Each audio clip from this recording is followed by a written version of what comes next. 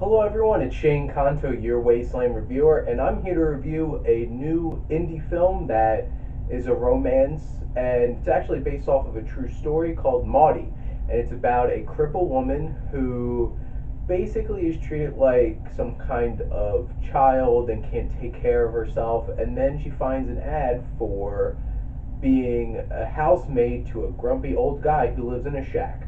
And she starts being his maid, and they fall in love, and she starts paintings and selling paintings, and that's basic gist of the story, along with a whole lot of other emotional things going on. And I actually quite enjoyed this movie a bit.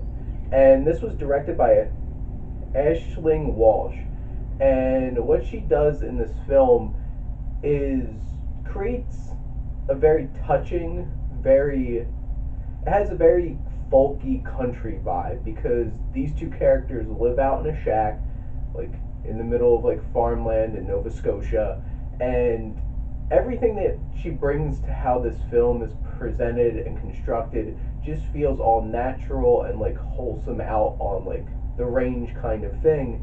And what she does is there's a lot of finesse in how the story is told. It's very sweet. It takes its time fleshing out everything, and it is done very smoothly. Now, in terms of the pacing, it does get slow at moments, and that kind of took me out of the movie a couple times, and it did get a bit too slow for me at moments. And but overall, because of these characters and their interactions, it's a very engaging film, and it's very impactful. It really hits you emotionally on many moments throughout this film, and you really feel what these characters are feeling and the friction between them building their relationship. This grumpy man who shuts out people and worries what people think of him, and him potentially developing these feelings for this cripple woman, people judging her for living in this house with this man, they're not married, and dealing with all those social issues because this takes place in and around like the 50s and 60s and stuff like that. So at that point, it was kind of shunned upon to be doing stuff like that. And it really deals with people's outlook from society on a lot of different issues. And I'll get to that more when I'm talking about the writing of the film. But overall, the atmosphere that's built into this is very, very consistent and builds a very specific environment that we're in with these characters, really feeling the kind of life that they lead, which is a little outcast, out in the middle of nowhere, and it really builds that atmosphere very well. And there's moments when things get very, very serious and sometimes violent, sometimes angry, and it all feels natural and feels right in terms of the film.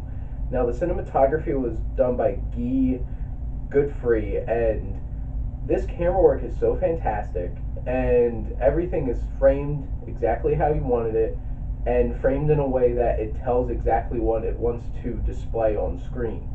And you really get a sense of this woman's struggle. Whenever she's walking, it's further back, so you see this long struggle and how much it takes her to move because she has a lot of joint and bone issues and stuff like that. And really, this film takes a lot of, because there is a lot of dialogue in this film. It's a very character driven film, but there's a lot of moments where you don't need dialogue, and the camera work and how everything's set up really conveys what we're supposed to be doing, and that goes hand in hand with the acting in this film, which I'll get to. But the writing was done by Sherry White, and it's a very compelling story, and it feels very real, and they do a fantastic job of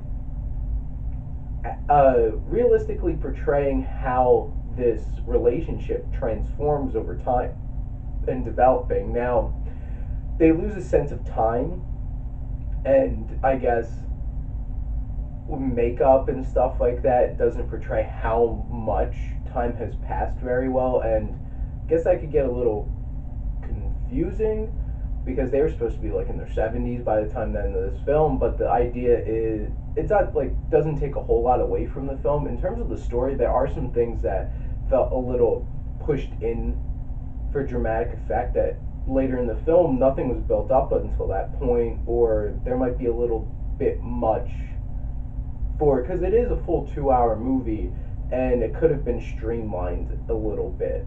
But in terms of the actual story, it is very compelling. These two people are so interesting and so well developed in their interactions with other people and the outside world that they're kind of shut in from is very interesting.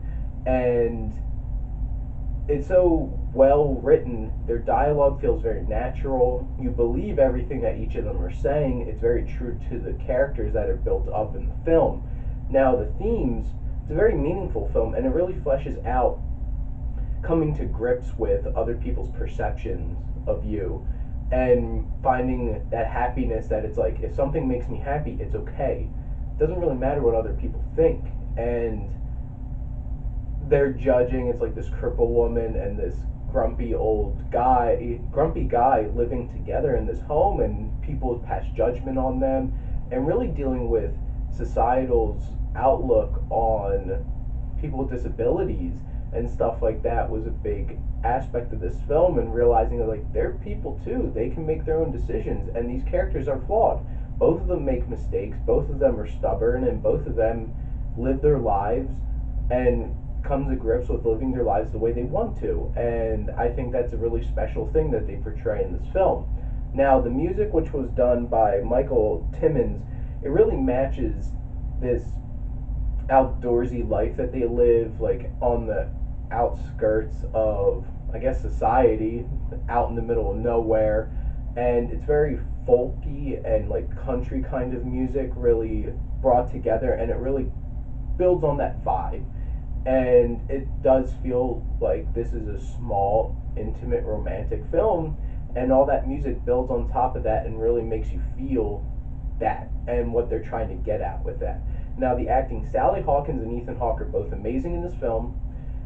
They're both front runners to me for Best Acting nominations.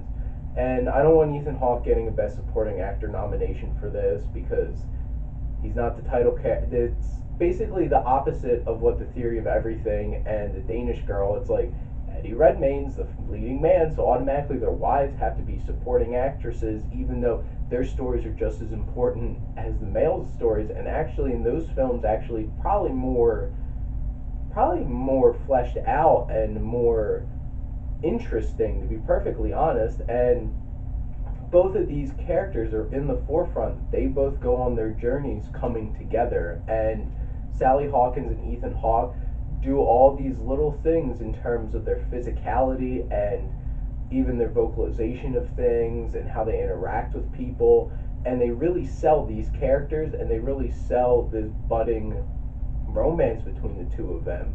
And they're both fantastic. It's some of the best I've ever seen of Ethan Hawke. I haven't seen much of Sally Hawkins. It makes me want to see more of what she has done. Now, basically, my summing up thoughts, the it factor of this film is that this is a compelling and emotional love story.